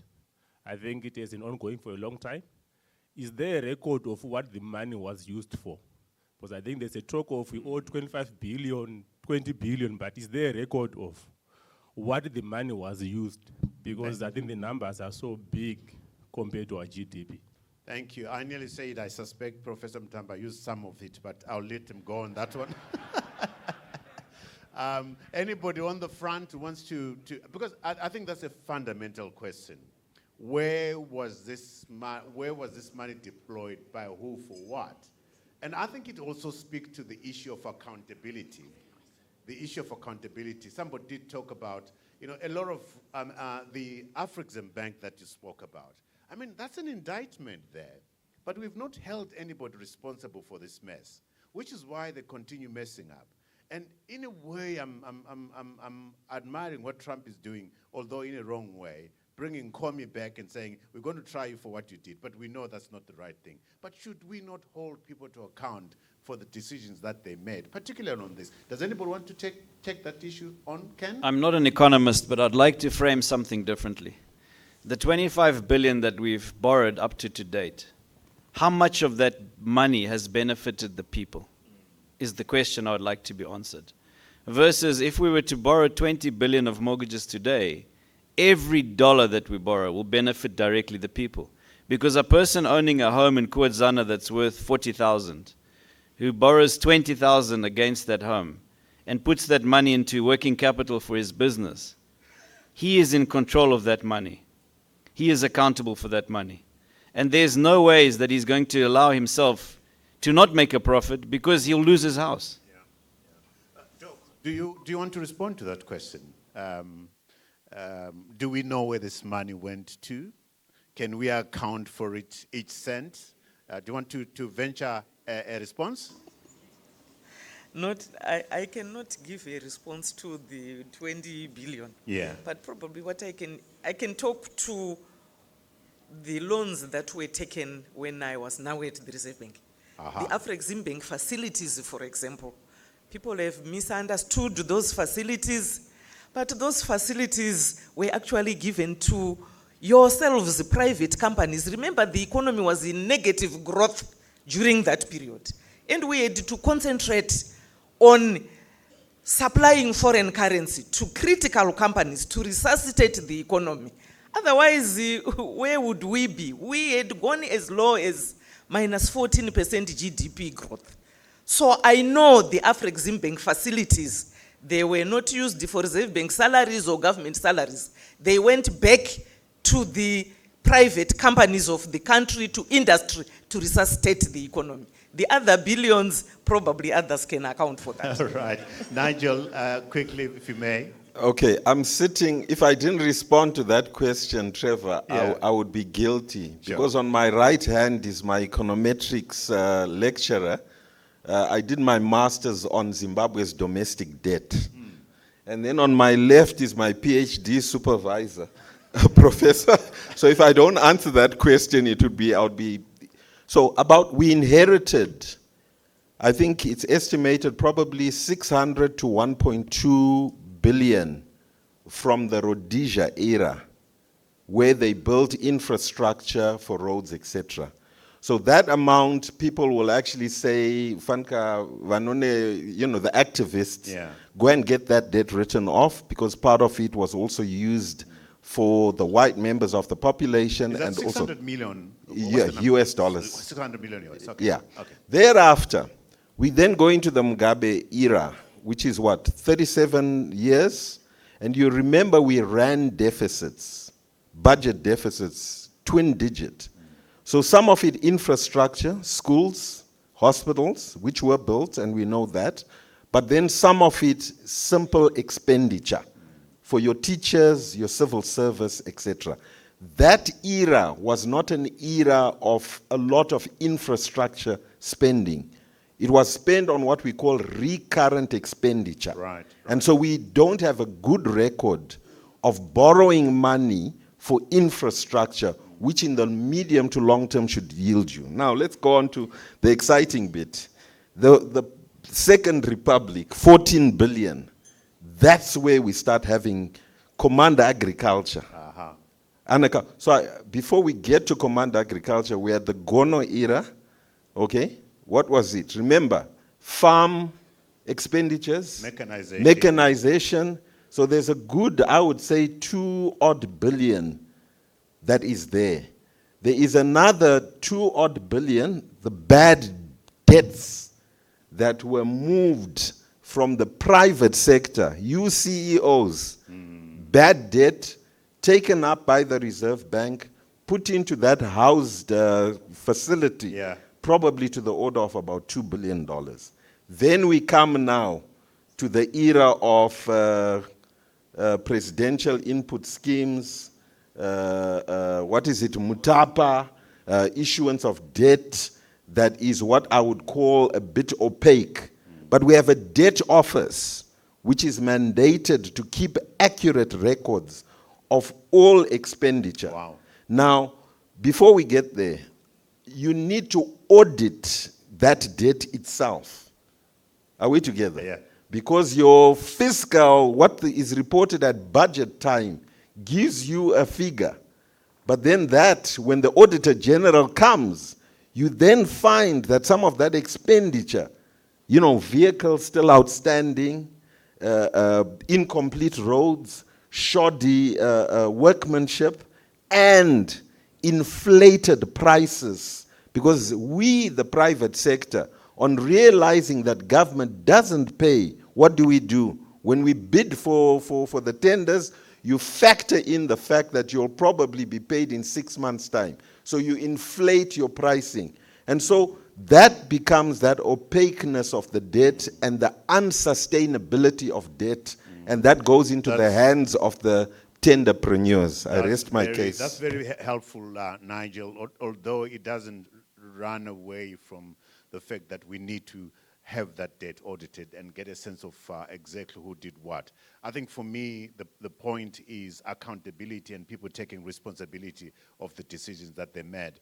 I need to take one question from my Lume, otherwise I'm going to be in trouble with my mother.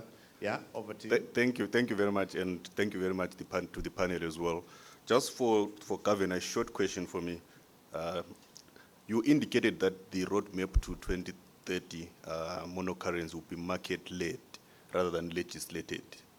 Does then that mean that the 2030 is not cast in stone and will evolve as the market conditions are met or not met? Thank you very much for that direct question. You're going to put yourself into trouble here. 2030, is it market-led? Is it a fixed timeline? Where are we with that? You want to take the First Amendment? You're allowed. Yeah, if I answer as a technocrat, I would say that's our preference, to have it be gradual and market-led. And we will see by the time we are close to 2030, are we really ready for the monocurrency? If not, as Ken said, nobody forces us to. Yeah, so that's our technical preference, but I'm not a politician. Well, politicians can wake up tomorrow and put an SI, and we all deal with that. And that has happened before. Now, Nigel, as you close, that's going to be a closing remark. Okay, I'm going to go around to you all. Closing remark from you. Nigel? I think, Trevor, the very response of our good deputy governor does not give confidence to the markets. Unfortunately, Governor, the realities are that we in the private sector, when you talk of a hard stop, we've watched this movie before. When we had a hard stop in 2024, or whatever date it was, the banks stopped lending. They don't give credit. Mortgages start drying up, liquidity. The market gets skittish. They hide their money. We take the money out of the bank. So we run the very real risk, Deputy Governor, of capital flight. So in my eyes, it's not good enough for us to give a cagey answer. And I'm going to be ruthless about that. Because the markets discipline you. That's how markets behave. Human beings, CEOs are rational in their behavior. So I am better off actually saying, you know what?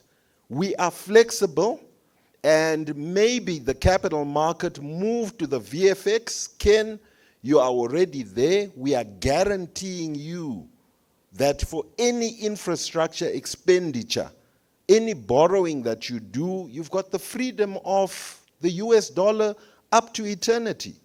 Are we together? Yeah. But to give an answer to the financial markets when we need to make business decisions, I'm sorry, it's not going to be good enough. So we need a decisive answer. Perhaps it's unfair to expect it from her.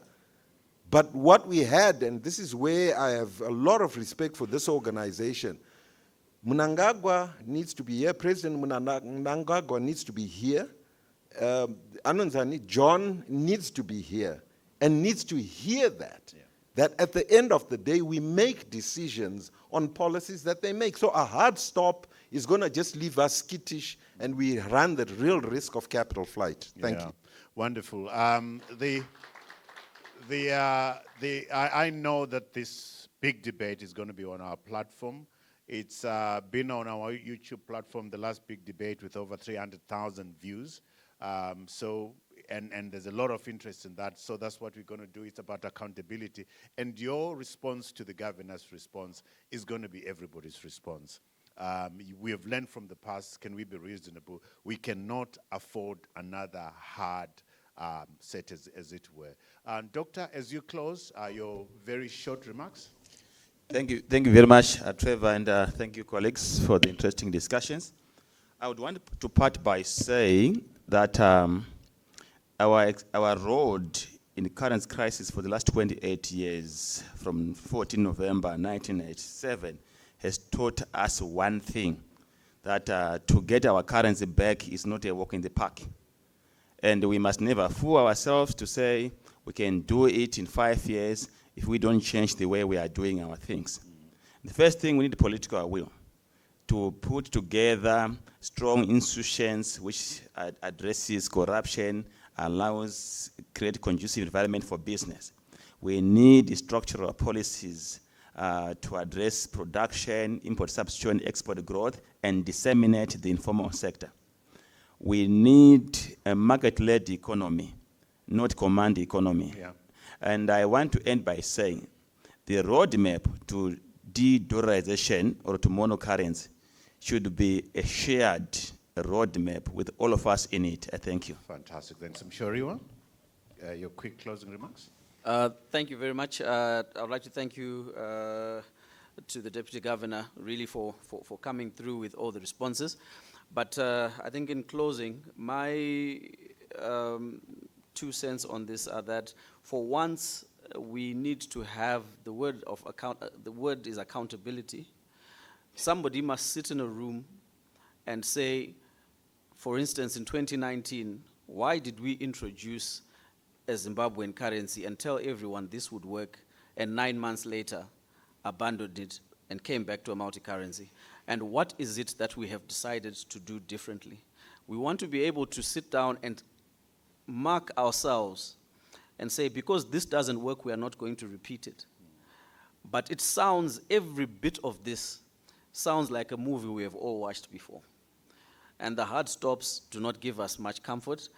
I represent banks, and the lending is now quite hectic.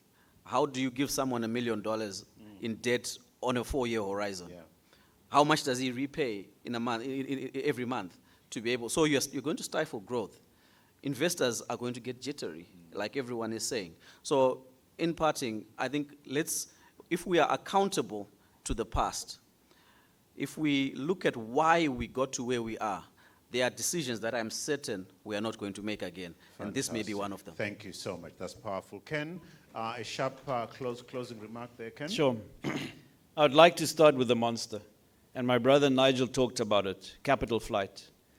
I've explained that we have $100 billion today in properties that are fully paid up with title deeds. Government is creating another 3 million pipeline of properties that could take it to $400 billion. All of those properties today, when they are sold, the money is received in Zimbabwe for them. I want to remind everyone, prior to dollarization of 2009, all properties were sold in US dollars, but the money was not paid in Zimbabwe for those properties. Do we really want to take the risk of externalizing $100 billion of our national interest, of our national wealth, that we currently own without debt? I don't think we want to take that. Therefore, my 3 points is, firstly, let's remove the when from the mono-dialogue that we're having and the monocurrency. Because the when is the problem. It's currently legislated, Governor. You're saying it's not, it is. There's legislation right now that exists that after the 31st of December 2030, there will not be any more US dollars in this country. That is the problem we have. Let's remove the when. And please explain to us the how and the what. And let us be involved in that discussion of the how and the what. The second thing we need to do is to allow the tenure of multi-currency to continue until we really understand the how and the what. And the third thing, I'm pleading to all of us, let us look at our national interest of $100 million of real estate that we have today, wealth that can change this country's future forever, if we simply understand how we can unlock capital from that asset. Because the unlocking of that capital in USD is what will solve this country's problems. Not external debt, but ourselves. We have the assets here today. Thank you. Thanks, Ken. Good people, I want us to give Acting Governor Dr. Chipika a huge round of applause, if we may.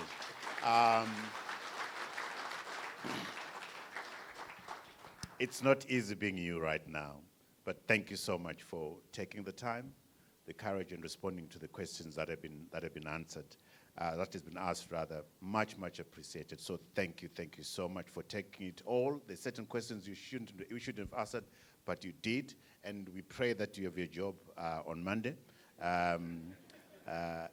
But do you mind just sharing your thoughts as we end? Thank you so much. What would be your concluding remarks? No, I just have one statement in conclusion. Sure. What I'm hearing in all this detailed discussion is that the roadmap to monocurrency should be made a national agenda. We should talk to the people. Yes, that's what I kept on yes. hearing. Yeah. Again, allow me as we close. Thank you so much, Dr. Mugano. Thank you so much for your contributions. I think for me, the essence of this platform and the conversations that we've had, the doctor with the capital P is gone, but you're doing a wonderful thing. Thank you so much for the CEO Roundtable staff who are here. This is the nation talking to itself. This is a section of the nation talking to itself. It's important that we talk to each other, to ourselves, and we hear ourselves. So thank you so much. Sekulu Nigel, you sometimes try to be a diplomat, but your passion comes through. So thank you for allowing that passion to come through and disrespecting your econometrics lecturer. Thank you very much for that. Mushoriwa, you look young to me, and you look like you've a long runway ahead of you. But I think the sense I'm getting is that you are what we need. That corruption that you've been looking aside, let's focus on that one. But thank you so much. Ken, your heart is in the right place. Mortgages, some of us would not have a bit of land anywhere if it wasn't for the mortgage, the first mortgage that I got from Beverly Building Society. Does somebody still remember that institution? Yeah, I got a loan from there, a mortgage loan which I paid off before even 25 years. Took another one to buy another house and that kind of stuff. It's how somebody's money oils the wheels of the economy, using other people's money to get rich and paying back that money. That's what we need, and that's what you're trying to do.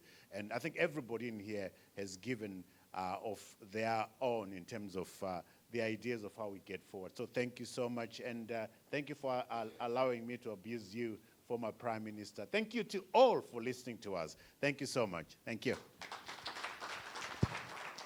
Thank you so much.